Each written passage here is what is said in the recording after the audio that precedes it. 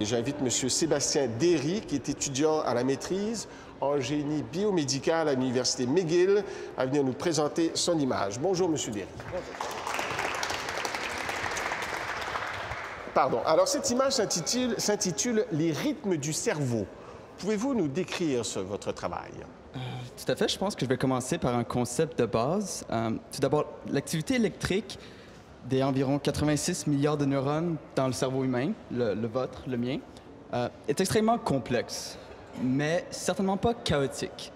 Il se produit en fait spontanément ou face à un stimuli spécifique, un phénomène de synchronisation de l'activité neuronale dans différentes régions du cerveau.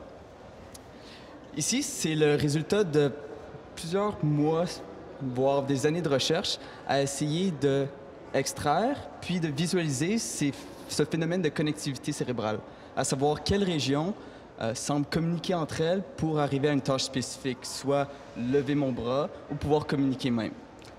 Mais comment faites-vous pour capter justement cette activité cérébrale qui est extrêmement fine et très difficile à déceler? Très bonne question. Je pense qu'il y a une modalité d'imagerie que les personnes sont plus familières, c'est l'électroencéphalogramme.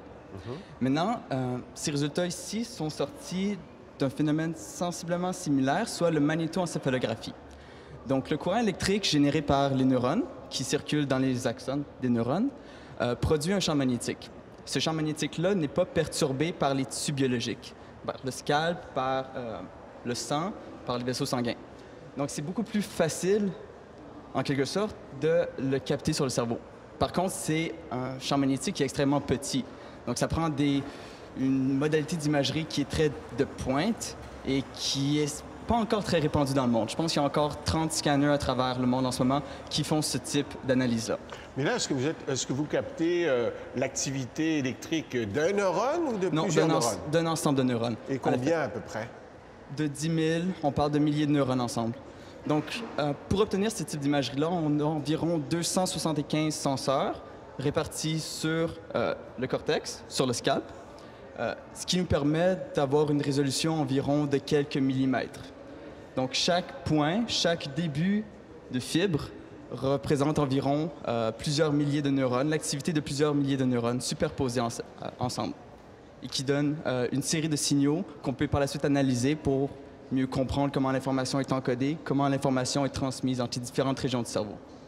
Et est-ce que cela est pertinent pour observer, par exemple, des phénomènes qui se rattachent à certaines pathologies cérébrales? Je pense, par exemple, je ne sais pas, à l'épilepsie ou certains désordres comme l'autisme, par exemple.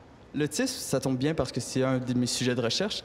Il y a un phénomène qu'on remarque d'hyperconnectivité, à la fois au niveau structurel et au niveau fonctionnel, comme on dit ici, par analyse de signaux.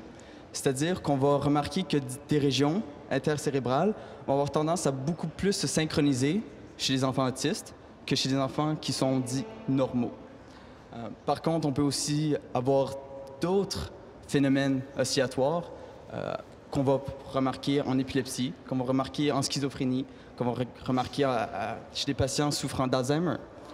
Donc, il y a tout un volet pathologique à ce genre d'analyse, à savoir comment est-ce que le cerveau fonctionne, mais comment est-ce qu'il ne fonctionne pas, et comment différencier ces deux types de phénomènes, et comment est-ce qu'ils s'intègrent vraiment dans la manière dont le cerveau fonctionne de manière globale.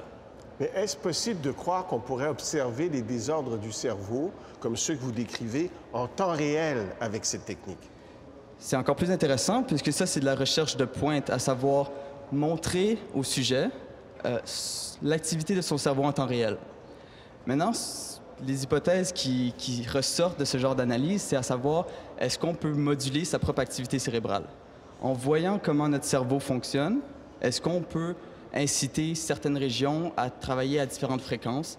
Est-ce qu'on peut inciter différentes régions à travailler plus fort pour compenser une pathologie, pour compenser un déclin avec l'âge? Donc, par rétroaction, réussir à agir de façon bénéfique sur le comportement de son cerveau. Oui, à savoir, est-ce qu'on pourrait peut-être arriver à des protocoles thérapeutiques ou préventoires pour peut-être ultimement, justement, pallier à ces problèmes dus à la vieillesse dues à la sclérose en plaques ou à différents types de pathologies.